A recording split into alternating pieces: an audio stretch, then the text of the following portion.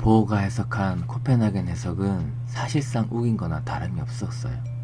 과학자들 입장에서 봤을 때는 보어가 저렇게 해석을 하든지 말든지 사실상 상관이 없었거든요. 계산은 잘 맞았고 그 계산으로 뭐 새로운 기계를 발명한다거나 연구해서 성과를 내기에 바빴지 뭐 해석이 어떻게 되든지 말든지 별 관심도 없었다고 봐야 되는 게 맞죠. 근데 그 해석을 꼴사납게 바라보는 과학자들이 있었고요. 가장 대표적인 과학자가 슈레딩거가 있었고요. 그리고 아인슈타인이 있었어요. 슈레딩거가 지적한 보어의 코펜하겐 해석은 이 부분이에요. 보어 입장은 물리량이라는 거는 인간의 관측하는 행위에 영향을 받아서 존재하기도 하고 존재하지 않기도 한다, 이렇게 주장을 한 거거든요. 이때 관측하는 주체의 입장을 인간 같은 큰 거시 세상의 존재라고 정의를 했고요. 관측당하는 객체는 입자들처럼 작은 세상의 존재들, 이렇게 둘로 구분을 한 거예요. 그거를 슈레딩거가 연결을 시킨 겁니다. 어떻게 연결시켰냐면 여기에 입자들의 세상이 있고요. 그리고 입자들이 더해지면 분자가 되고, 분자가 더해지면 세포가 되고, 세포가 더해지면 고양이나 인간 같은 큰 객체들이 되잖아요. 얘네들도 결국에는 원자의 개수가 더해지면서 점점점 커지는 거예요. 원자 한 개가 입자 3개고요. 한 개가 많이 더해지면 이렇게 분자가 되기도 하겠죠. 그리고 분자들이 많이 더해지면 세포가 되고요. 또 세포들이 많이 더해지면 고양이나 인간처럼 이렇게 큰 존재들이 되잖아요. 이렇게 보어가 이런 작은 세상과 큰 세상을 이렇게 나눠놨다면 슈레딩거는 이거를 연결시킨 거예요. 원자의 개수가 어디까지가 관찰하는 주체이고 어디까지가 관찰당하는 객체냐, 그거에 대한 지적이거든요. 원자 1000개까지가 관측당하는 객체고 1001개부터 관측하는 주체라고 한다면 이걸 나누는 기준이 애매해지잖아요. 이 문제를 실험에 옮긴 사람이 있었죠. 그 사람이 안톤 차일링거고요. 차일링거의 실험 결과는 원자 60개 정도가 모인 이런 분자들도 이중슬릿에 던졌을 때 뒤에 이런 간섭 패턴 무늬가 나온다는 거예요.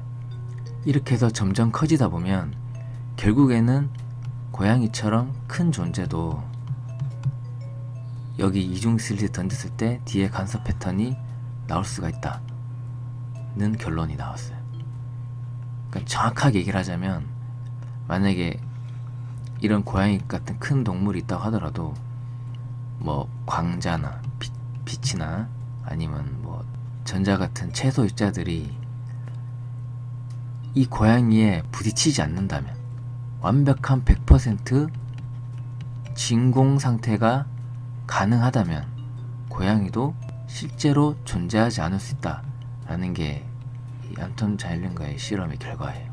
이 실험의 결과는 뭐냐면 슈레딩거가 지적한 이 2번 코펜하겐 해석 있잖아요. 이 부분을 실험적으로 증명을 하는 겁니다. 그래서 슈레딩거는 2번 코펜하겐 해석을 지적하려고 했는데 결과론적으로는 코펜하겐 해석 2번이 사실이라는 계기를 마련해준 꼴이 되었습니다. 아인슈타인은 코펜하겐 해석 중에 하이젠베르크의 불확정성 원리를 가장 못마땅하게 읽었고요. 이 부분을 지적하기 위해서 EPR 논문을 내놓습니다. 불확정성 원리는 입자처럼 작은 세상은 위치와 속도 값을 동시에 아는 것은 불가능하다라고 얘기를 하잖아요.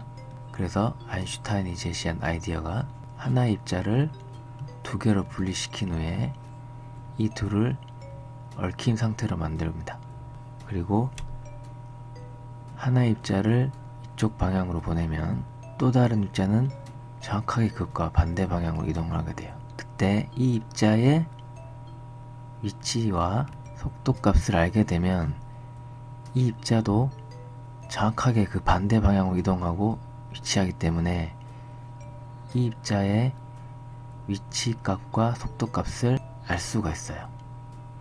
그러면 얘를 직접 측정하진 않아도 얘만 측정한 값만 가지고도 얘의 위치와 속도값을 알 수 있게 되는 거죠.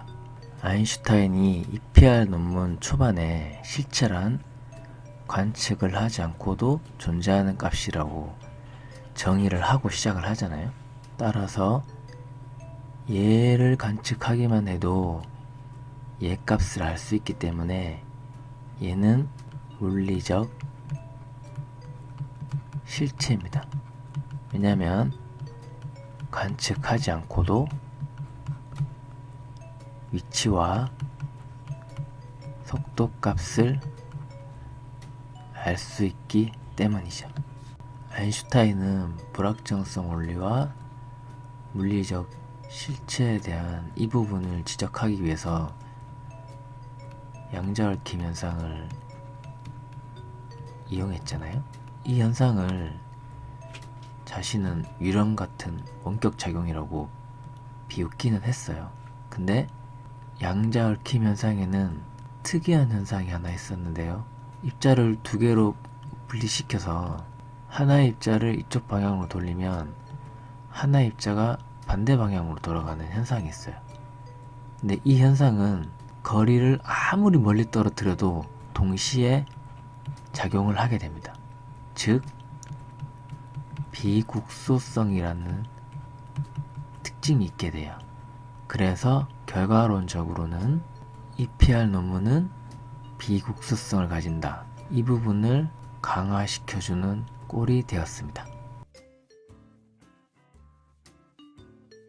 코펜하겐 해석을 지적할수록 코펜하겐 해석이 완성되는 것처럼 보였으나 진짜 문제는 어쩌면 지금부터 시작일지도 모르겠습니다.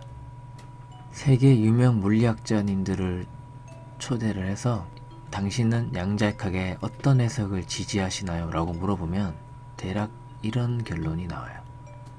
코펜하겐 해석 40%, 다색 해석 25% 이런 식으로. 뉴턴의 이론이 옳냐라고 물어보면 모두가 동의하고요. 아인슈타인의 상대성 이론이 옳은가 라고 물으면 모두가 동의하는 것과 상반되게요.